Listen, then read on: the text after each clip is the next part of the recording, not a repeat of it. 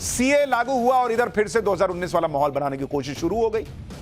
AIMIM के ओवैसी ने social media पर लिख भी दिया कि आप क्रोनोलॉजी समझिए, पहले इलेक्शन सीजन आएगा, फिर सीए के नियम आएंगे, सीए पर हमारा विरोध वही पुराना है, सीएए विभाजनकारी है और गोडसे की सोच पर आधारित है जो मुसलमानों को दोयम दर्जे का नागरिक बनाना चाहता था।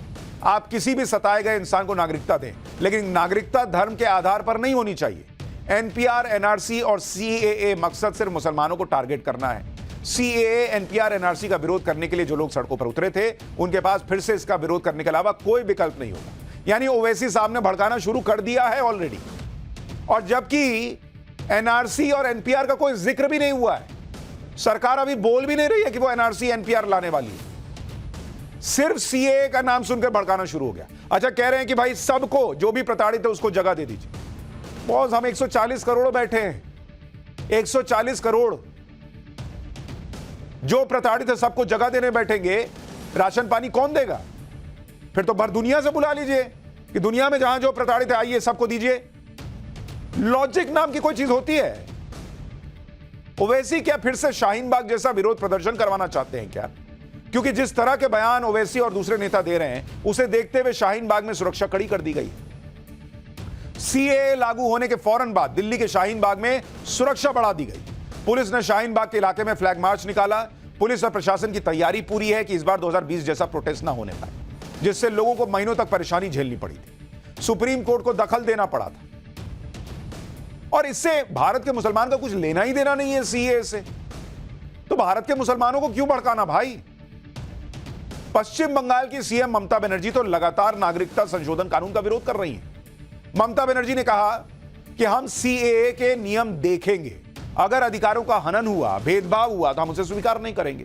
यह सिर्फ लॉलीपॉप और दिखावा है। अगर किसी की नागरिकता गई तो हम चुप नहीं बैठेंगे, हम किसी भी कीमत पर एनआरसी को स्वीकार नहीं करेंगे।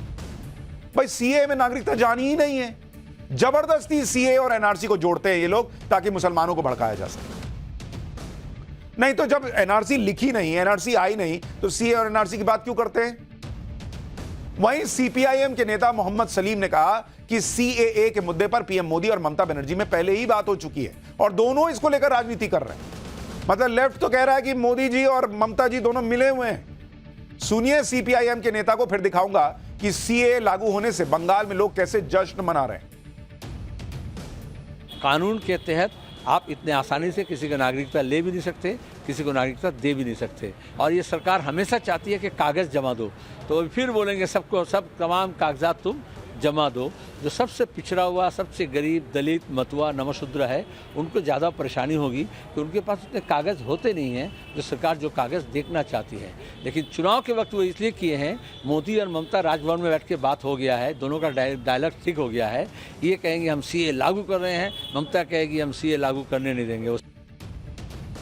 यानी लेफ्ट के मुताबिक बीजेपी और टीएमसी की सेटिंग गेटिंग हो गई है। ममता बनर्जी कह रही है कि एनआरसी को लागू नहीं होने देंगे, सीएए के नियम देखने के बाद अगर भेदभाव हुआ तो उसे स्वीकार नहीं करेंगे। जबकि सीएए लागू होने के बाद खुद ममता के बंगाल में जश्न का माहौल है। नागरिकता कानून लागू होने के बाद बंगाल में जश्न मनाया गया है। ये तस्वीरें देखिए, जिस मतुआ समुदाय के लोगों के बारे में कहा जा रहा था कि वो सीएए लागू होने से परेशान होंगे, वही मतुआ समुदाय जश्न मना रहा है बंगाल के अंदर। केंद्रीय मंत्री शांतनु ठाकुर, जो खुद मतुआ समुदाय से आते हैं, उन्होंने सीएए लागू होने पर कहा कि मोदी जी जो कहते हैं वो करके दिखाते हैं। सीएए लागू होने से मतुआ समुदाय में जश्न का माहौल है। एक बार शांतनु ठाकुर को सुनिए, फिर बताता हूं कि कांग्रेस को सीएए लागू होने से इतनी परेशानी क्यों हो रही है। एक बहुत बड़ा पहल है और बहुत बड़ा चैलेंज था, जिस चैलेंज को तोड़ के आज भारतीय जनता पार्टी ने, सरकार ने इसको लागू किया है। इसमें पूरे मतुआ समाज को लेके पूरे जितने हमारे उद्वास्तु समाज हैं सब खुश हैं, सब आनंद। अगला एक हफ्ता जो चलेगा आप लोगों को मीडिया के सामने ही सब कुछ होगा। आप देखते रहिए बंगाल में क्या होने जा रहा है। धन्यवाद। देखिए, सीएए का मुद्दा खास तौर पर बंगाल और असम में लोकसभा चुनाव पर असर डालने वाला है। और इसलिए अगर मैं आपको बताऊं कि इसको लेकर इतना पॉलिटिकल हंगामा जो है वो क्यों है, लोगों को समझ में आ रहा है ना भाई कि इससे क्या होगा। जैसे अगर आप देखें बंगाल में, बंगाल के अंदर 42 लोकसभा सीट है, 42। और इसी तरह से अगर आप देखेंगे असम के अंदर, असम के अंदर 14 लोकसभा सीट है, तो दोनों को मिला दीजिए तो 56 लोकसभा सीट हो जाती है। सीए लागू होने पर कांग्रेस भी टेंशन में। कांग्रेस नेता जयराम रमेश ने सोशल मीडिया पर लिखा कि सीए के नियमों को नोटिफाई करने में मोदी सरकार को 4 साल और 3 महीने लग गए। सीए के नियमों को अधिसूचित करने में लिया गया इतना समय प्रधानमंत्री के सफेद झूठ की एक और झलक है। ऐसा साफ तौर पर चुनाव को ध्रुवीकृत करने के लिए किया गया है, विशेष रूप से असम और बंगाल में। इसलिए मैंने आपको असम और बंगाल का गणित समझा दिया, क्योंकि कांग्रेस को लग रहा है कि ध्रुवीकरण हुआ तो ममता बनर्जी और बीजेपी को फायदा हो जाएगा, असम में बीजेपी को फायदा हो जाएगा। इसलिए ये घबराने की बातें निकल कर आ रही हैं, ये लोग पॉलिटिकली घबरा गए। कांग्रेस नेता तारिक अनवर ने सीए पर क्या कहा है वो सुन लीजिए, फिर बताता हूं कि सीए लागू करने में इतना टाइम लगा क्यों। ये जो लाया गया है ये इससे देश का भला नहीं होने वाला है और हमारे देश की परंपरा, संस्कृति, संस्कार के विरुद्ध है। और भारत ने हमेशा सबों को साथ लेकर चलने में विश्वास रखा है।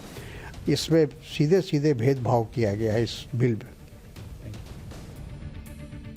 अब आपको बताता हूं कि सीए के नियम तय करने में 4 साल से ज्यादा का समय क्यों लग गया, क्योंकि इसी को आधार बनाकर कांग्रेस और दूसरे दल पीएम मोदी पर निशाना साध रहे हैं। सीएए पर 12 दिसंबर 2019 को मुहर लगी। फिर सरकार ने नियम बनाने के लिए समय मांगा। नियम बनाने की समय सीमा 8 बार बढ़ाई गई। कोविड की वजह से भी नियम बनाने में समय लगा। सीए के विरोध को देखते हुए भी समय लगा। सरकार को अंदेशा था कि फिर से विरोध हो सकता है, इसलिए पूरी तैयारी के बाद इस नियमों को लागू किया गया। सीएए को लेकर लगातार गलतफहमियां फैलाई गई और कहा गया कि इससे भारत के मुसलमानों की नागरिकता छीन ली जाएगी। लेकिन यह भी देखिए कि सीएए का मकसद क्या है। सालों से पीड़ित शरणार्थियों को सम्मानजनक जीवन देना, पुनर्वास और नागरिकता की कानूनी बाधाओं को दूर करना, शरणार्थियों के आर्थिक फ्री मूवमेंट और संपत्ति खरीदने के अधिकार तय होंगे, शरणार्थियों के सांस्कृतिक, भाषाई और सामाजिक पहचान की रक्षा होगी। शिवसेना उद्धव ठाकरे ग्रुप के सांसद संजय राउत सीए लागू होने पर कह रहे हैं कि यह मोदी सरकार का आखिरी खेल है। सुनिए जरा संजय राउत। बस हिंदू मुसलमान करेंगे, भारत पाकिस्तान करेंगे, भारत बांग्लादेश करेंगे। ये खेल आखिरी खेल उनका चल रहा है। चलने दो, लागू होने दो। 370 भी हटाया, क्या क्या कश्मीर में, कश्मीरी पंडित आ गए घर में। ये खेल करते रहते हैं लोग। अभी जब तक चुनाव है तब तक ये सीए खेलेंगे, खेलने दो। सीए को लेकर जो मिथ या भ्रम फैलाए गए थे उनकी एक एक सच्चाई भी आपको जाननी चाहिए। पहला मिथ यह है कि सीए मुसलमानों के खिलाफ, जबकि इसकी सच्चाई यह है कि सीए भारतीय नागरिकों पर लागू ही नहीं होगा। तो मुसलमानों के खिलाफ कैसे होगा भारत के? पिछले 6 साल में 2830 पाकिस्तानी और 912 अफगानों को भारत की नागरिकता मिली है और इसमें ज्यादातर मुसलमान हैं। दूसरा मिथ है कि सीए से मुसलमानों को टारगेट किया जा रहा है। इसकी सच्चाई यह है कि सीएए से 3 पड़ोसी देशों के मुसलमानों को बाहर रखा गया है। तो श्रीलंका के हिंदुओं और तमिलों को भी बाहर रखा गया है। म्यांमार के हिंदू और रोहिंग्या को भी बाहर रखा गया है, क्योंकि वहां पर यह समुदाय जो है वो अल्पसंख्यक नहीं है। सीए का मकसद धर्म के आधार पर भेदभाव करना है ही नहीं, बल्कि मानव अधिकारों की रक्षा करना है। यानी ना तो सीए से किसी की नागरिकता जाएगी, ना ही ये मुसलमानों को टारगेट करने के लिए लाया गया, बल्कि सीए के जरिए तो नागरिकता देने के प्रोसेस को तेज किया गया। आप खुद देखिए, पिछले 2 साल में 9 राज्यों के 30 से ज्यादा जिला मजिस्ट्रेट और गृह सचिवों को अधिकार दिया गया। नागरिकता अधिनियम 1955 के तहत अफगानिस्तान, पाकिस्तान, बांग्लादेश के अल्पसंख्यकों को नागरिकता देने का अधिकार दिया गया। गृह मंत्रालय की 2021-22 की रिपोर्ट के मुताबिक 1 अप्रैल 2021 से 31 दिसंबर 2021 के बीच पाकिस्तान, अफगानिस्तान, बांग्लादेश से 1414 अल्पसंख्यकों को नागरिकता दी। सीएए लागू हो गया है, लेकिन सवाल यह है कि इस कानून के तहत भारत की नागरिकता कैसे हासिल की जा सकती है। यह भी सुनिए, भारत की नागरिकता के लिए आवेदन करने के लिए सरकार ने एक पोर्टल बना दिया है, मतलब एक वेबसाइट। 3 पड़ोसी देशों से आने वाले लोगों को इस पोर्टल पर रजिस्ट्रेशन कराना होगा। आवेदन करने वालों को बताना होगा कि वो कब भारत आए थे। अगर पासपोर्ट या कोई डॉक्यूमेंट नहीं होगा तो भी आवेदन कर सकते हैं। जरूरी जांच पड़ताल करने के बाद सरकार इन लोगों को नागरिकता दे देगी। यानी सीधे तौर पर हिसाब यह है कि जो सताए हुए, प्रताड़ित अल्पसंख्यक हैं पाकिस्तान, बांग्लादेश और अफगानिस्तान के, उनको नागरिकता मिलेगी और भारत के किसी नागरिक की, चाहे वो मुसलमान है, हिंदू है, सिख है, ईसाई है, उसकी नागरिकता नहीं जाने वाली बॉस। लेकिन जिन नेताओं को यह लग रहा है कि उनका वोट जाने वाला है, वो ज्यादा परेशान है और अब वो मुसलमानों को फिर भड़काना शुरू करेंगे। उसका क्या इंपैक्ट होगा वो तो आने वाले दिनों में पता चल जाएगा।